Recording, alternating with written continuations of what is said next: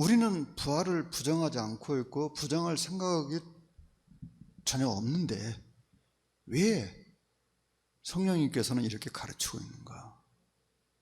우리가 어떤 것을 확신을 하고 있는 것, 확실히 믿고 있는 것과 그냥 동의하고 있는 것은 아주 다른 것입니다. 우리들이 복음을 전할 때 어떤 사람에게 물어봅니다. 하나님 계신 거 믿습니까? 일단 믿는다고 말합니다. 그러면 이제 다시 물어봅니다. 정말 믿습니까? 그때는 이제 조금 자신이 없게 말합니다. 근데 이제 심각하게 물어봅니다. 당신이 하나님 계시다고 말하면 당신이 죽게 된다. 죽는다. 그래도 하나님 계십니까? 그러면요, 대부분 아니라고 말합니다. 그때는 제가 하나님 계시다고 말 못하죠. 이렇게 나옵니다.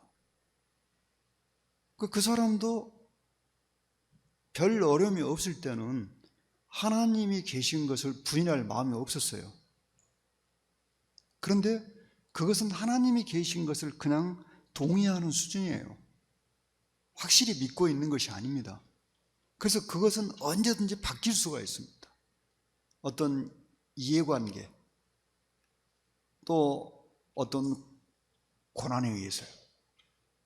그런데 우리들이 그리스도의 이 부활에 대해서, 또 우리가 앞으로 부활하는 것에 대해서 분명하게 알지 못하고 있고 확실하게 믿지 않고 있다면 어떤 사람이 교묘한 말로 우리들을 속이려고 할 때 우리는 흔들릴 수 있습니다. 인간은 90%가 자기 주관을 가지고 사는 사람이 아닙니다. 그러니까 100명 중에 90명은 쉽게 말해서 다수결의 원리, 그 다음에 보편 타당성의 원리, 그리고 일반적인 원리를 따라 산다는 거예요. 그럼 우리 자신을 한번 살펴볼까요? 우리는 어떠한 경우에도 하나님의 말씀을 믿고 있습니까? 아니면은 별 어려움이 없을 때는 하나님 말씀을 믿는 것 같고 의지하는 것 같은데 막상 말씀으로 인해서 내가 손해를 봐야 되고 내가 어려움을 겪어야 될 상황이 발생했을 때 그때도 내가 하나님의 말씀을 믿고 있는가? 믿고 있단 말은 그 말씀대로 실천하려고 하는가? 그것을 말합니다. 그런데 여기서 수많은 기독교인들이 등을 돌렸다는 거예요. 하나님께 대해서. 인간은 그렇게 되어 있습니다. 그래서 그것을 실험을 했는데 너무나도 정확하게 나왔습니다. 90%가 자기 주관이 없어요. 그냥 다수결의 원리를 따라가고 일반적인 원리를 따라가고 보편 타당성의 원리 이렇게 봐서 그게 옳은 것 같아요. 그 길을 따라가는 거예요. 우리 주님이 물로 포도주를 만들었을 때 어떻게 했습니까? 마리아가 그랬죠. 무슨 말씀을 너에게 하시든지 시키는 대로 해라. 근데 그들은 종들이었어요. 종. 성경에 하인이라고 나오는데요. 그러니까 우리 주님이 물을 길러다가 항아리에 아구까지 채우라. 그러니까 그거 어려운 거 아니잖아요. 종들이 맨날 하는 일이죠. 채웠어요. 아니 포도주가 부족한데 왜 물을 길러오라 그랬을까? 좀 이상하잖아요. 그래서 이제 그 다음에는 우리 주님이 떠다가 연회장한테 갖다 주어라 그랬어요. 그러니까 종이 이 항아리에 있는 물을 떠다가 연회장한테 갖고 가는 거예요. 그 연회장이 물을 딱 받았는데 먹어보니까 포도주예요. 이게. 그럼 어떻게 된 겁니까? 분명히 저 항아리에서는 물이었어요. 그런데 이 항아리에서 연회장까지 가는 거리가 얼마나 떨어진지 모르겠는데 멀어봐야 한 20m겠죠. 이 가는 사이에 바뀌어버렸어요.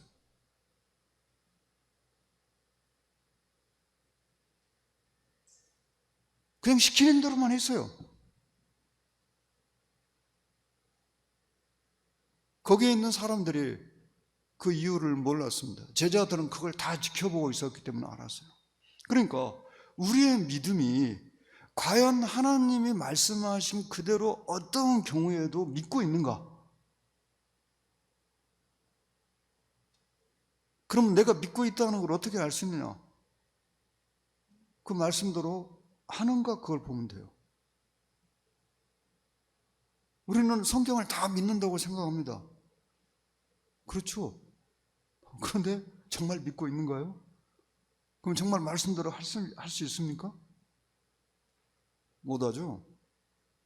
못하는 게 아니라 안 하죠. 그러니까 믿음이란 말을 다른 말로 표현하는데 가장 적절한 말은 무슨 말이냐면 의지한다, 그 말이에요. 의지한다.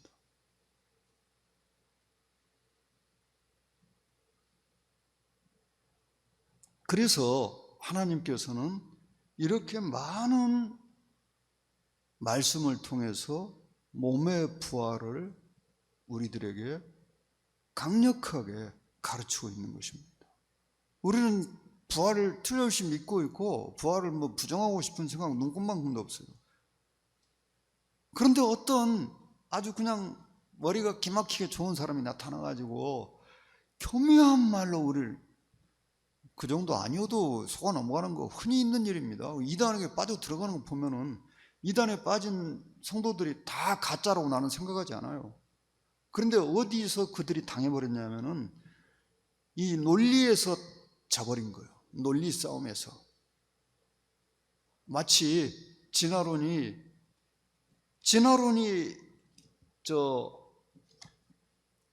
틀림없이 맞다고 그렇게 생각하는 사람 별로 없어요.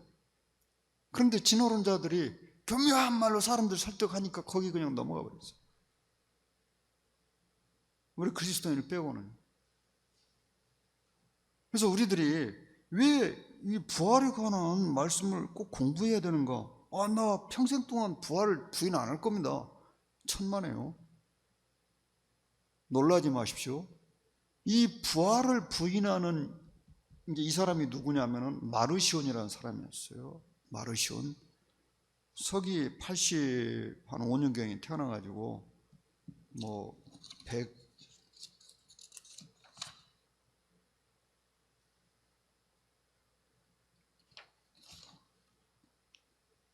160년, 서기 84년에 태어나가지고 160년까지 살았다고 그래요. 근데 이 마르시온은 아버지가 교회 감독이었어요. 이 사람도 침례받고 성도로 영접됐습니다. 그런데 이 마르시온이 주님의 부활을 부정하고 성도들이 몸으로 부활하는 걸 부인하고 이 부활을 부정하는 이단의 괴수가 됐습니다. 원조가 됐어요. 그런데 그 거짓 가르침을 믿는 사람들이 서기 400년까지 있었답니다. 그러니까 무려 250년 계속된 거예요. 이게.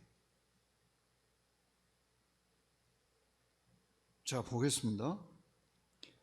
자, 1절과 2절에서 바울은 그가 전한 복음을 고린도 사람들이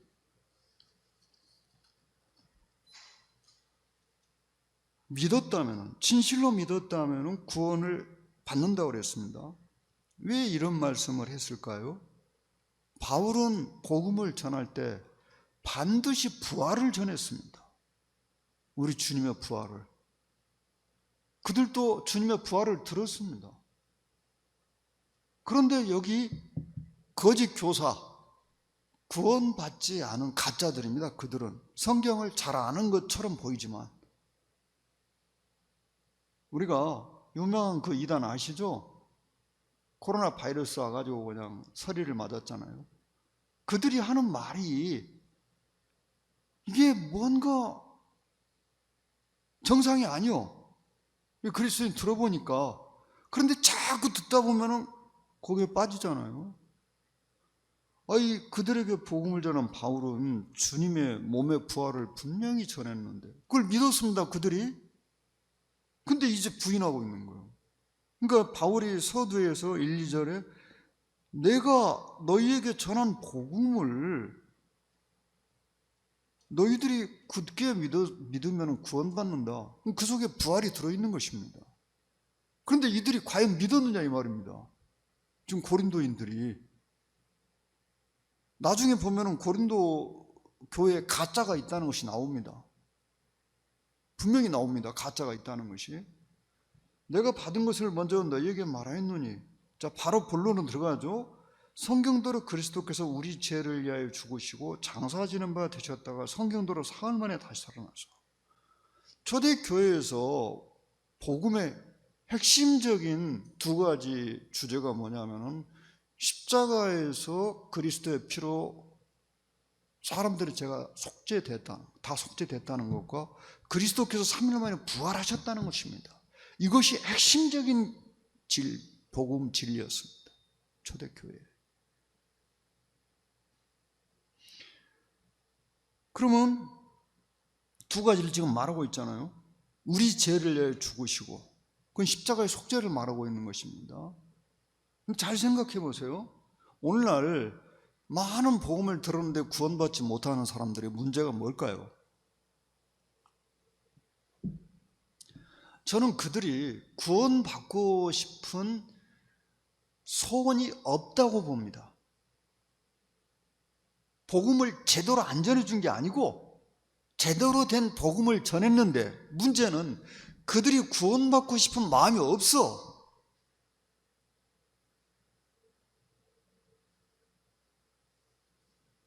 그런 거 있죠.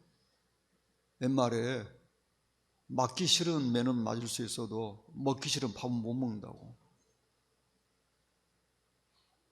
소가 엄청 목이 말라가지고 그냥 헐떡헐떡 하는데 소를 끌고 저 물가로 갔어요. 그럼 그 다음에는 사람이 물을 떠서 소한테 먹여줘야죠. 어떻게 합니까? 소가 물을 먹어야죠. 사람이 물을 먹일 수가 없어요. 소가 입을 꽉 이렇게 다물고 있는데 어떻게 물을 먹이겠어요? 지가 먹어야지. 그러니까 우리가 복음을 전할 때 구원받는 길을 정확히 알려줄 수 있어요. 알려줍니다. 또 막 가족들이 부탁하고 하니까 기도 그냥 간절히 하고 가서 만나잖아요. 또 막 그 사람이 또 기분 나쁠까봐 그냥 비위도 맞추고 그냥 성도님들이 가가지고 좋은 말 골라서 다 하고. 그런데 복음을 또 전하는 사람이 제대로 전했어요. 근데 나중에 믿느냐고 물어보니까 잘 모르겠어요. 잘 모르겠대요. 안 믿는단 말도 아니고.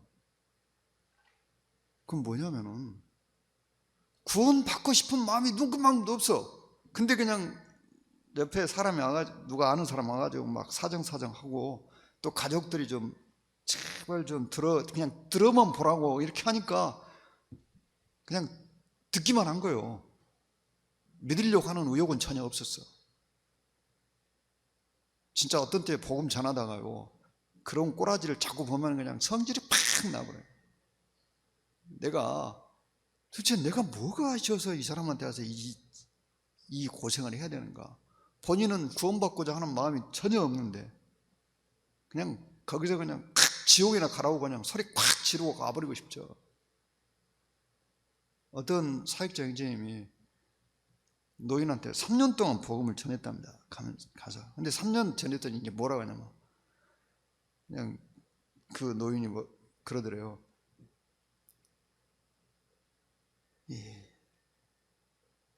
귀찮게 좀 하지 마 그러더래요. 그 사역자 형제님이 성질이 머리 끝까지 났어요. 뭐가 귀찮은데 당신한테 복음 하나님 믿게 하려고 내가 그동안 어떻게 했는데. 그 사람이 양심이 있으니까 아무 말도 안 하더래요. 그런 일들 복음 전하다 보면은 뭐 한두 번 보는 게 아니잖아요. 그래도 참고 달래고, 근데 속으로는 그냥 저것을 그냥 진짜 이런 생각 들 때가 있죠. 여기에 이제 바울이 두 가지를 말하잖아요. 그리스도께서 우리 죄를 죽으셨다. 잘 생각해 보세요. 그리스도께서 우리 죄를 죽으셨다면 우리 죄를 다 갚으셨다 그 말이에요. 그러면 사람이 할 일이 뭐가 있겠어요? 죄를 갚기 위해서. 아주 간단한 논리잖아요. 아니, 그리스도께서 우리 죄를 갚기 위해서 죽으셨는데 우리가 그 죄를 위해서 뭘 또 할 게 뭐가 있겠어요? 뭐 할 게 또 있다고 하면은 그러면 뭐가 되는 거예요? 그 사람이 그리스도보다 더 낫다, 하나님보다 더 낫다는 소리잖아요. 없어요. 아무것도 할 것이 아무것도 없어. 왜? 이미 죄를 다 갚았으니까. 그런데 여기서 사흘 만에 살아나셨다고 그랬어요. 왜 살아나셨는가? 죄를 갚은 증거로요. 왜냐하면 성경에 죄의 싹은 사망이라고 그랬어요. 사망, 죽은 상태로 있다면은 죄의 싹을 지금 죄값을 다 치르지 못했다는 거예요. 죄값을 다 치렀으니까 그분이 죽은 상태로 있을 필요가 없어요. 그래서 살아나신 거예요. 그런데 이제 5절부터 증거를 말합니다. 우리 주님이 살아난 증거. 게바에게 보이시고, 처음에 신약성경 읽을 때 아이 너 게바라는 게바가 도대체 누구야? 그때는 뭐 성경 외에 주석도 없고 아무것도 없으니까 아무리 100번을 읽어봐도 뭔 말인지 모르겠어요. 아무리 읽어봐도 게바가 도대체 누구지? 게바. 나중에 책을 보니까 게바가 베드로였더라고요. 그 가르쳐주는 사람도 없고 어디 물어볼 사람도 없었어요. 그때는. 전 성도님들이 성경을 이렇게 보시면서 모르는 것이 많이 있을 거라고 생각하는데 통 물어보지 않는 게 난 이상하게 생각됩니다. 다 아시는 거. 난 지금도 모르는 게 막 나오니까 그냥 여기저기 전화해가지고 물어보는데 문제는 한 번도 속시한 답변을 듣질 못했어요. 그러면 제가 성질이 그냥 엄청 나가지고 에이 내가 공부한다고 그냥. 그래서 공부를 시작했어요. 성경에 대한 공부를 한 3년 전에. 3년 넘었겠네요. 그래서 한 5년 됐겠네요. 내가 그냥 이제부터 하겠다고.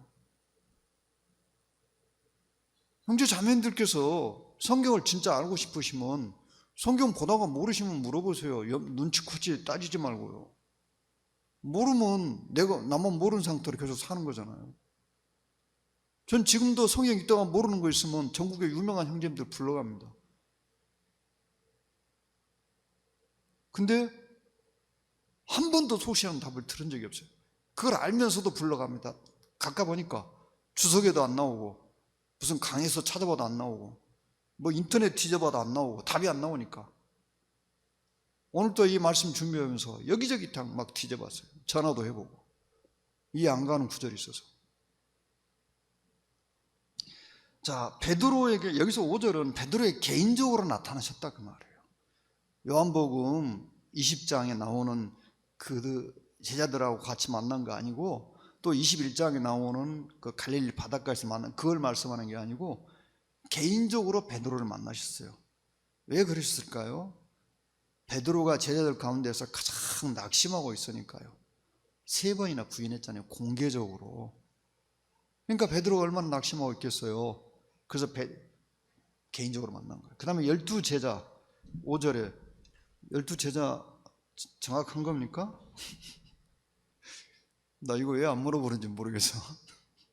12제자 아니잖아요. 아니 가룟 유다 죽었는데 왜 12제자예요? 그런데 신약 성경에서 통상 그냥 12제자라고 해요.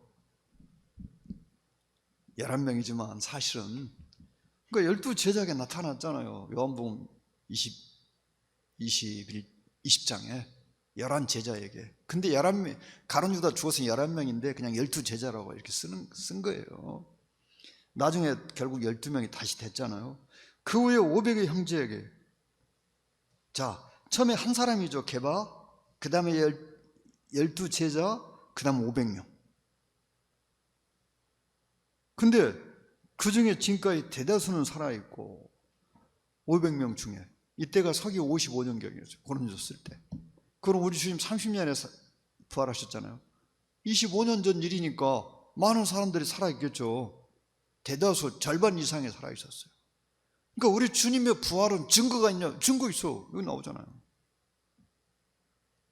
주님의 부활을 본 사람들이 이 부활했다고 쓴 성경이 쓰였을 때 그 살아있었다는 거예요, 세상에.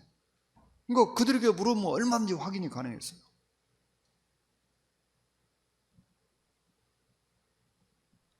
어떤 사람은 잠들었으며, 누가 그러죠? 나사로가 잠들었다고 하니까 그러면 깨우면 되겠네요. 주님은 잠자는 걸 말씀한 게 아니고 죽은 걸 말했는데, 그런데 성경은 이 잠들었다는 표현을 영혼과 관련해서는 쓰지 않습니다. 항상 성경에 잠들었단 말은 몸과 관련해서 쓰였습니다. 제가 왜 이 말씀 드리냐면, 이단 중에 어떤 이상한 이단들이 영혼이 잠들었다고 말합니다. 여호와 증인, 예수님 믿지 않는 영혼은 잠들어 버린다. 교묘한 말로 속이는 거죠. 그들은 죽었단 말을 잠들었다고 표현했던 거예요. 영혼은 잠들지 않아요. 영혼은 항상 깨어 있어요.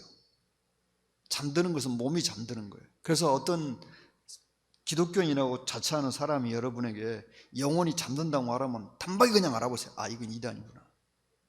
그건 100% 이단입니다. 그건 성경을 정말 쥐뿔도 모르는 소리예요. 성경은 영혼을 가리켜서 영혼이 잠들었다고 표현하지 않아요. 잠들었다는 이 표현, 죽음에 대한 다른 말인데요, 죽었다는 이 표현은 항상 몸과 관련돼서 쓰이는 거예요. 그러면 여러분이 에스겔 18장 20절에 보면은 범죄하는 그 영혼은 죽으리라, 이런 표현을 보시는데, 또 여호와 증인이 아주 그냥 단골로 쓰는 말씀이에요. 거기서 영혼은 인간의 영혼만을 가리키는 게 아니고 그 사람 전체를 가리키는 거예요.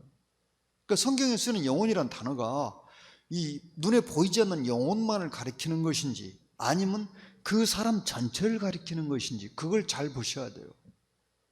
아담에게 하나님이 생기를 불어넣으시니까 산령이 되시던 그 산령이 영만 말하겠어요? 몸, 생명 전체를 말하는 거예요. 몸까지 포함해서.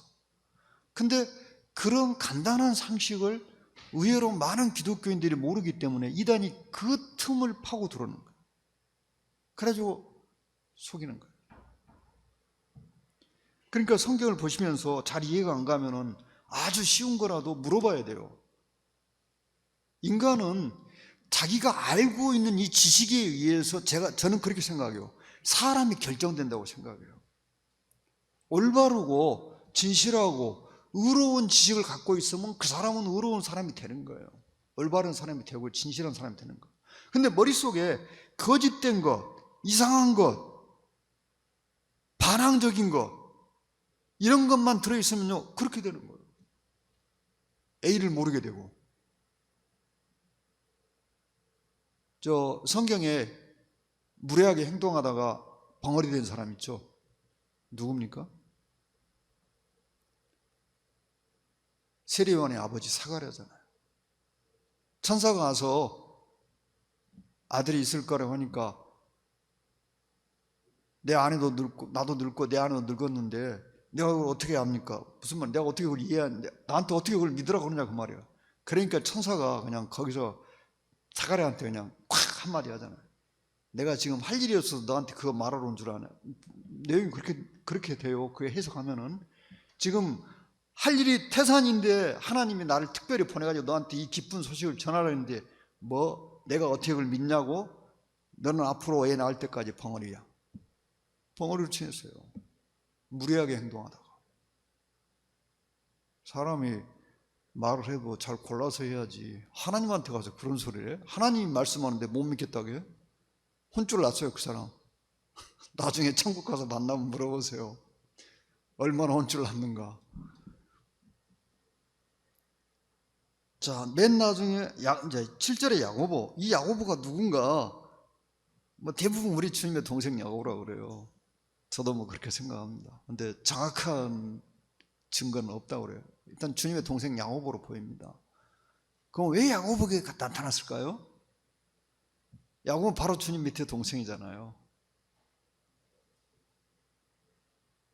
야고보는 우리 주님하고 어떻게 보면은요, 이 세상에서 마리아를 제외하고 가장 오랫동안 산 사람이에요. 가장 가까이서. 그러겠죠? 마리아를 제외하고 이 세상에서 주님과 가장 오랫동안 산 사람이라고요. 제자들도 어른 된 다음에 우리 주님 만났잖아요. 근데 이 야고보는 어려서부터 주님과 같이 살았어요. 주님과 함께 장난도 치고 그랬겠죠. 그러니까 그 형이, 야고보는 진짜 이때까지만 해도 형이라는 생각이 더 강했을 거예요. 부활하신 자기 형님이 있다고 오시니까 훨씬 더 잘 알아봤겠죠. 누구보다도 잘 알아봤을 거 아닙니까? 물론 다른 이유도 있어요. 야고보에게 나타나신 이유가 야고보를 주님께서 쓰시기 위해서 나타나셨겠죠. 그 다음에 모든 사도에게와 그리고 바울에게 만삭대 미수가죠. 미수가. 왜 그러겠어요? 교회를 핍박했기 때문에. 자기는 우리말로 표현하면 뭐 칠삭동이 이런 부족한 사람이라는 거죠. 나는 사도 중에 가장, 9절에 이유가 나옵니다. 왜 그렇게 말했는지. 그런데 10절에 내가 나된 것은 하나님의 은혜로 된 것이다. 정말 얼마나 이분이 겸손한 분입니까? 뭐 당연한 거지만 자기 목숨까지도 아끼지 않고 주님을 위해 다 드린 이분이, 이 바울이 하나님 은혜로 그렇게 할 수 있었다는 거예요. 그러니까 우리가 이걸 생각해 봐야 돼요. 어떤 분이 난 너무 일찍 구원받아가지고 그냥 재밌게 살지도 못하고 하나님 말씀대로 산다고 그냥 세상을 너무 재미없게 살았어요. 그러니까 늦었지만 지금이라도 좀 재밌게 살랍니다. 아이고, 정말로 한심합니다. 우리가 일찍 주님 안 믿었으면 세상에 온갖 잡동사니, 더러운 것들, 악한 것들 거기에 빠져가지고 허우적거리다가 인생 대부분 다 합의해버렸을 거 아니에요? 구원받으면, 나중에 구원받았으면 천만다행이죠. 근데 일찍 주님 믿으니까 그런 허접 쓰레기 같은 것들 애초부터 멀리하고 살았어요. 술, 담배 배우기 전에 주님 믿어가지고 술, 담배 뭔지도 몰라. 또 말도 예수님 믿고 나서 성경 우리가 자꾸 읽잖아요. 그러니까 말이 자동적으로 바뀌었어요. 제가 군대 가서 놀란 거예요. 소대원 40명 있는데 욕 안 하는 사람 나밖에 없어요. 군대 갔다 오신 분은 다 알아요. 군대에서 군복무 할 때 일상 대화가 욕으로 시작해서 욕으로 끝난다는 거. 군인의 말이. 그런데 3년 동안 제가 군에 있으면서 거의 욕을 한 기억이 안 나요. 우리 소대에서 나 혼자만. 왜? 구원받은 사람 나 혼자밖에 없었거든. 그렇게 달라요, 이게. 그리고 철모 안에 전에도 말씀드렸죠. 그 여자 사진 없는 사람 나밖에 없었다고. 우연히 어디 훈련 나가가지고 철모로 벗어나는데 딱 보고 그냥 깜짝 놀란 거예요. 그 여배우 사진 이쪽도 마찬가지예요. 소대장까지도 마찬가지예요. 그래서 아니 이럴 수가. 전 그거 생각도 한 적이 없어요. 그러면 사진 넣으려고. 근데 다 갖고 있는 거예요, 그냥. 이게 일찍 구원받았기 때문에 하나님한테 받은 진짜 무한한 은혜잖아요. 그러니까 우리들이 한 살이라도 덜 먹어서 주님 믿은 것에 대해서 정말 감사해야 돼요. 세상의 더럽고 악한 것들 더 깊이 빠지기 전에 주님에게 우리 자신이 맡겨졌어요. 그러니까 그런 것들을 알지도 못해요. 그런 거 알려고도 하지 않고. 그러니까 마음 편하잖아요. 그래서 거짓된 것, 더러운 것들 금방 그냥 직감적으로 깨닫잖아요. 그런 거 보면.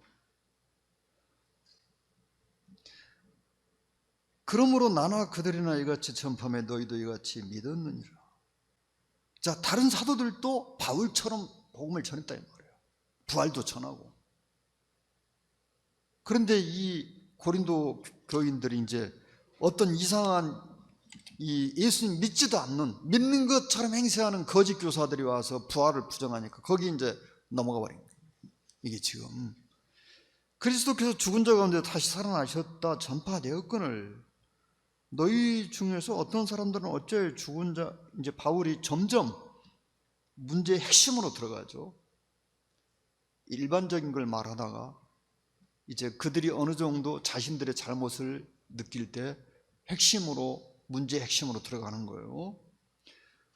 만일 죽은 자의 부활이 없으면 그리스도 다시 살아나지 못하셨으리라. 또 그리스도께서 만일 다시 살아나지 못하셨으면 우리가 전파하는 것도 헛것이요 너희 믿음도 헛것이며, 또 우리가 하나님의 거짓 증인으로 발견되리니 우리가 하나님이 그리스도를 다시 살리셨다고 증언하였습니다.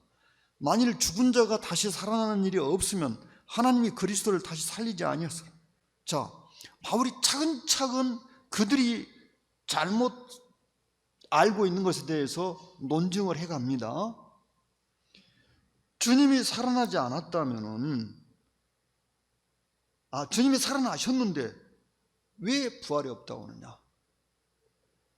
죽음이라는 것이 무섭고 대단한 힘을 갖고 있지만은 한번 그것이 깨지면은 죽음은 이제 다 무너지는 것입니다. 한번 깨졌으면.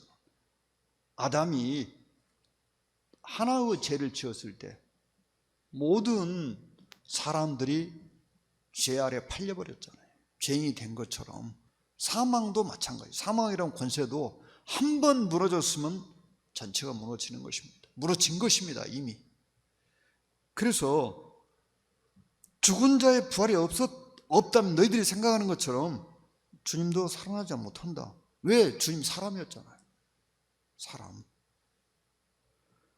또 주님이 살아나지 않았다면은 뭡니까? 너희들 믿음이 헛것이다. 거짓말 믿고 있다는 거예요. 왜? 사도들이 복음 전할 때 항상 부활을 전했거든요. 그런데 우리가 아는 것은 사람은 거짓말로는 절대로 선량해지지 않는다는 거예요. 거짓말로는. 여러분, 거짓말 들어가지고 여러분 마음이 착해지고 진실해지는 경험이 있습니까? 그런 거짓말 있으면 저한테 좀 가르쳐 주십시오. 저는 아무리 책을 읽어봐도 거짓말 가지고는 제 마음이 안 바뀝니다. 선하게 안 바뀌어요. 오히려 거짓말을 자꾸 보면은 마음이 더러워져요. 이게. 그러니까 하나님께서 인간을 그렇게 만들어 놓으셨어요. 인간은 거짓말로는 좋게 변하지 않는다. 거짓말로는 개선되지 않아요. 절대로 안 돼요. 또 우리가 하나님의 거짓 증인으로 발견되니 주님 부활하셨다고 그냥 복음 전할 때마다 전했는데 이게 주님이 부활하지 않았다면 지금 이 고린도에 들어온 거짓 교사들이 우리 주님이 부활하지 않았다고 말하고 있는 거예요. 그러면은 거짓말장이들이 되는 거잖아요. 바울을 비롯해서 그 사도들이 다. 근데 거짓말 믿어가지고 천국 갈 수 있겠어요? 그것은 진짜 계란으로 바위를 깨는 것보다 더 어려운 일이죠. 만일 죽은 자가 다시 살아나는 일이 없으면, 그리스도 다시 살아나신 일이 없었을 때, 죽은 자의 부활이 없다면 주님도 살아나지 않는다는 것입니다. 그리스도께서 다시 살아나신 일이 없으면 너희의 믿음도 헛되고, 왜요? 너희가 여전히 죄가 오니 죄를 덜 갚았으니까 주님이 못 살아나는 거예요. 죄의 삭은 사망이니까요. 죄값이 지금 덜 치러졌어. 그러니까 주님이 살아날 수가 없어요. 사망에 붙잡혀 있어야 돼요. 그런데 주님이 살아나셨다는 것은 죄값이 다 치러졌다는 뜻입니다. 만일 또한 그리스도 안에서 잠자는 자도 망하였으니, 여기서 그리스도 안에 잠자는 자는 세상을 떠난 분이잖아요. 하늘나라 가신 분들. 근데 왜 망했습니까? 거짓말 믿고 있으니까요. 거짓 것 믿고 있으니 망하지 안 망해요? 만일 그리스도 안에서 우리가 바라는 것이 다만 이 세상의 삶뿐이면 모든 사람 가운데 우리가 더욱 불쌍한 자이라.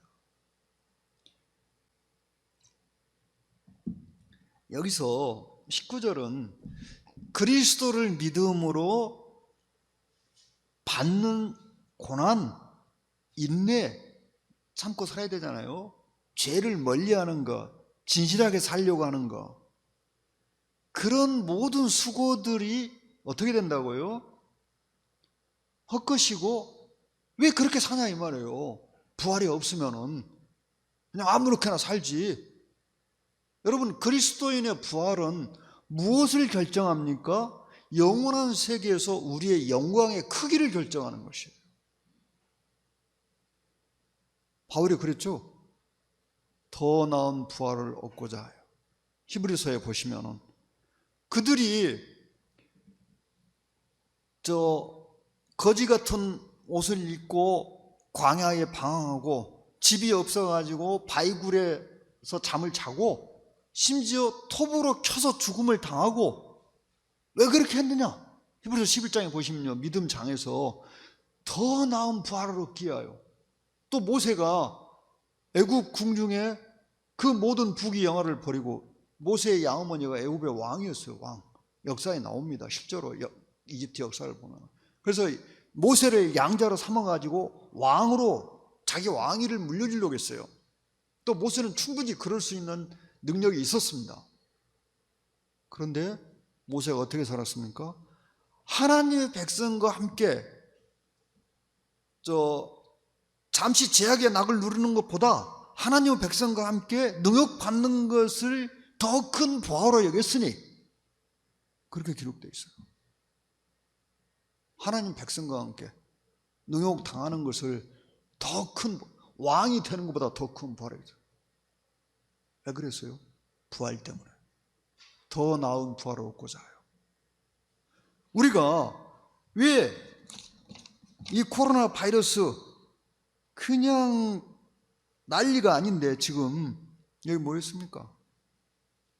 염을 무릅쓰고 또 주일에 그냥 집에서 알량하게 TV 틀어놓고 눕고 싶으면 눕고 앉고 싶으면 앉고 놀고 싶으면 놀고 얼마든지 그럴 수 있는데 왜 이 예배당에 나와서 진짜 세상에서 재미없는 이 모임을 갖고 있는 겁니까? 주일, 수요일, 금요일 나와서 기도하고, 이게요 다 더 나은 부활을 얻고자 해서요.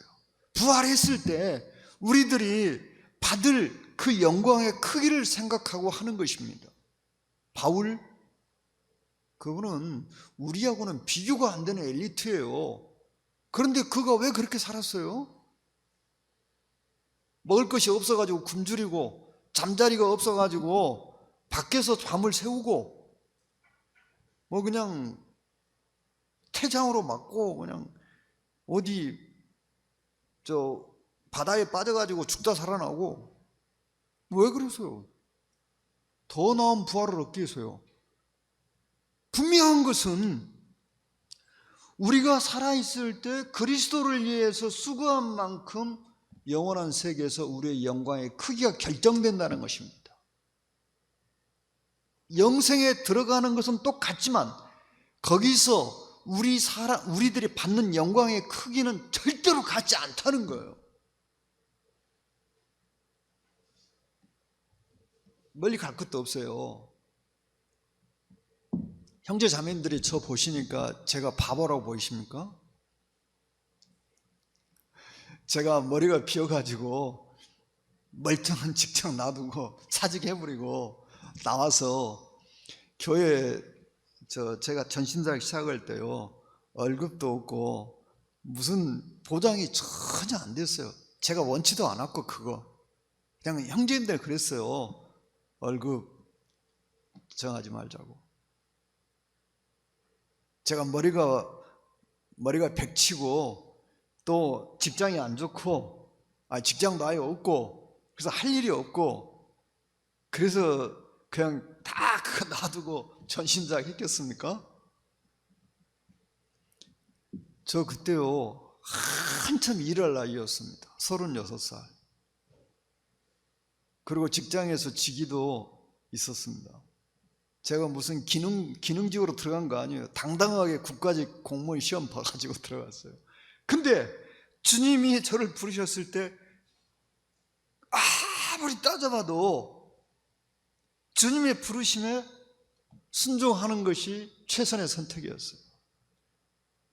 제가 정년퇴직해가지고 연금 받으면서 교회에 전혀 부담 안 주고 교회에서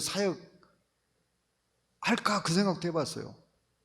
근데 무슨 생각이 들었냐면, 야, 젊어서 힘 있고 머리도 총명하고 일 잘할 때 세상에서 다 써버리고 이제 세상에서도 당신은 이제 그냥 늙었으니까 나가라고, 나가서 그냥 살으라고 하는데, 그때서 나와가지고 하나님 일 하겠다고 나오는 게 과연 그게 선한 양심이냐. 제 마음속에 그런 생각이 들었어요. 그래서 그냥 망하면 망하고 하나님 죽으라면 죽고, 지금도 후회하지 않습니다. 왜요? 내가 앞으로 주님을 뵐 것인데, 주님 앞에 갔더니 주님 전에, 야, 너 뭐하다 왔어? 열심히 살다 왔는데요. 열심히 살아? 내가 너 부를 때 뭐 했냐?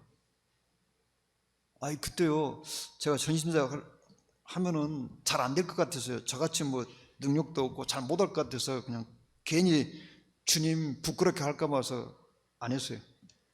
시끄러워. 왜요? 전 주님이 불렀을 때 거기에 순종했다고 말씀은 드려야 되겠더라고요. 바울이 왜 그랬겠어요? 주님이 불렀을 때 순종했다고 그랬어요. 그가 성경에서 순종했다고. 성공과 실패는 그건 이제 제 마음대로 되는 것도 아니고, 그것은 불순종한 것에 비하면 아무것도 아니에요. 사역을 하면서 크게 성공하지 못했어도 그럼 주님 부르셨을 때 불순종한 것에 비하면 그건 작은 겁니다. 저보다 100배나 더 뛰어난 주님의 일꾼들이요, 왜 그 세상에서 성공할 수 있는 거 다 버리고 아무 보장도 없고 명예도 없는 이 주님 일꾼이 됐느냐? 더 나은 부활을 얻기 위해서요. 부활하는 것이 분명하니까요. 만약에 부활이 없다면은 그렇게 사는 사람들은 세상에서 가장 불쌍한 사람이라는 거예요. 가장 불쌍한 사람. 그렇죠. 부활 못하고 끝나는데 뭐들라 그렇게 살아요? 좀 재밌게 살고 멋있게 살다 가지. 한 번 사는데. 그러나 이제 그리스도께서 죽은 자 가운데서 다시 살아나서 잠자는 자들의 첫 열매가 되셨도다.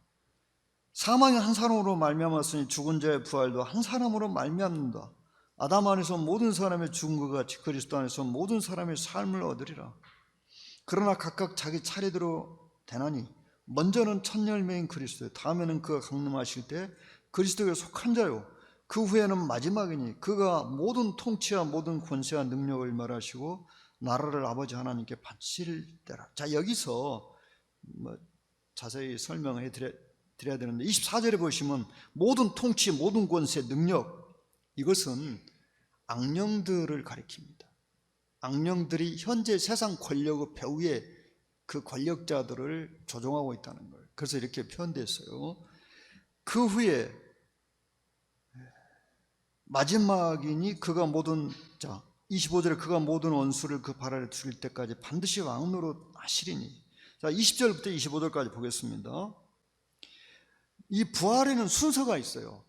첫째 부활, 이 첫째 부활은 첫 열매인 그리스도께서 부활하시는 거예요.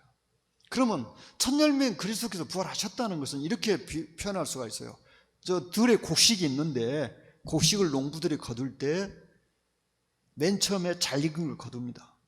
곡식이라고 하면 그냥 과일로 생각합시다. 과일 따는 수확하는데 가수원에서 먼저 잘 익은 것을 따요. 그것은 다음에 익을 그 과일들을 쉽게 말해서 보증하는 거예요. 다음에 추가로 과일을 거둘 수 있다는 거, 수확을 거둘 수 있다는 걸 보증하는 거예요. 먼저 익은 과일들은. 그러니까 주님이 부활하셨다는 것은 그 다음 부활에 대한 보증입니다. 그럼 먼저 주님이 부활하시고 그 다음에 누굽니까? 23절에 차례가 있다고 그랬죠. 우리 주님이 공중에 오실 때 그리스도에 속한 자요. 주님 믿고 세상 떠난 성도들이요.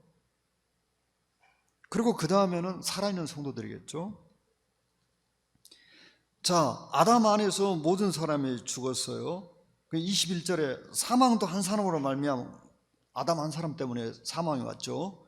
부활도 한 사람으로 온다, 말미암아 온다 했어요. 아담 안에서 모든 사람이 죽은 것 같이 그리스도는 모든 사람의 삶을. 자, 우리 주님을 가리켜서 마지막 아담이라고 그랬죠. 또는 다른 성경은 두 번째 아담이라고 했습니다. 아담은 두 명밖에 없어요. 첫 번째 아담, 두 번째 아담. 첫 번째 아담, 마지막 아담. 근데 마지막 아담 우리 주님이에요. 그러니까 모두 거기서 아담이라는 이 표현은 인간의 대표다 그 말이에요. 아담도, 첫 번째 아담도 인간의 대표였고 우리 주님도 인간의 대표였어요. 근데 이 대표자가 죄하고 싸워가지고 첫 번째 아담은 죄한테 져버렸어요. 그게 범죄했어요. 두 번째 아담은 어떻게 했습니까? 죄를 이겼어요. 죄를 다 정복해버렸어요. 십자가에서 죽으심으로. 우리 주님이 만약에 십자가를 거절했으면 죄와 싸우면서 진 거예요. 영원히 사람들이 용서받을 수 없게 돼버려요. 근데 주님은 십자가를 지셨어요. 그래서 거기서 죽으셨잖아요. 그렇게 함으로써 죄를 다 갚아버렸어요. 죄와 싸움에 이긴 것입니다. 그 후에 마지막이니, 자 25절에 그가 모든 원수를 그 발 아래 둘 때까지 반드시, 이건 25절은 천년왕국에서 우리 주님이 온 세상의 왕으로 다스리시는 것을 말씀하고 있어요. 맨 나중에 멸망받을 원수는 사망이라. 마지막으로 사망도 없어지는 것입니다. 영원 세계에 들어가면요, 만물을 그 발 아래에 두셨다 하셨으니 만물을 아래에 둔다 말씀하실 때 만물을 그의 아래에 두신 이가 그 중에 들지 아니하는 것이 분명하도다. 당연히 하나님이 그 만물 아래 들지 않죠. 만물을 그에 복종하게 하실 때는 아들 자신도 그때 만물을 자기에 복종하게 하신 이에게 복종하게 되리니 이는 하나님이 만유의 주로서 만유 안에 계시려 하심이라. 자, 28절의 이 말씀은 조금 해석이 난해하죠. 무슨 말씀이냐면 만물이 하나님께 복종했을 때는 우리 주님도 아버지 하나님께 복종한다는 거예요. 제가 조금 표현이 좀 이상한데요. 만물이 하나님께 복종했을 때도 우리 주님은 하나님께 복종한다는 것입니다. 왜요? 하나님과 인간 사이에 그분이 여기서 아버지 하나님께 복종하지 않는 것은 그분이 인간이기를 이제 거절한 거예요. 그냥 하나님으로만 사시는 거예요. 그런데 인간은 하나님께 복종해야 되잖아요. 그래서 우리 주님은 모든 것이 아버지 하나님께 복종했을 때도 그분은 여전히 인간으로서 신분을 갖고 있는 것입니다. 그래야 하나님과 인간을 맺어주는 중보자가 될 수 있겠죠. 그분이 인간으로 계셔야. 그러니까 우리 주님이 하나님과 인간 두 가지 신분을 갖고 계셔야 되는 거예요. 그래야 하나님과 인간을 중보하는 그 중보자로서 그분이 일을 하실 수 있는 거예요. 15절이 사실은 15장이 상당히 어려운 부분들이 있어요. 그래서 제가 그걸 다음 시간에 말씀드리겠습니다. 어떻게 보면은 신약 성경에서 가장 해석하기 어려운 구절이 이 29절이에요. 오늘은 28절까지만 하겠습니다. 시간 때문에. 29절을 여러분이 읽고 다른 절은 놔두고요. 29절만 한번 깊이 생각해 보세요. 이 말씀은 지금 무슨 의미인가? 그런데 참고로 말씀드릴게요. 29절에 대한 해석이 약 40가지가 있습니다. 40가지. 그런데 그 중에 단 한 가지도 이것이 정답이다 이렇게 말할 수 없답니다. 제 말이 아니에요. 성경 학자들의 말이에요.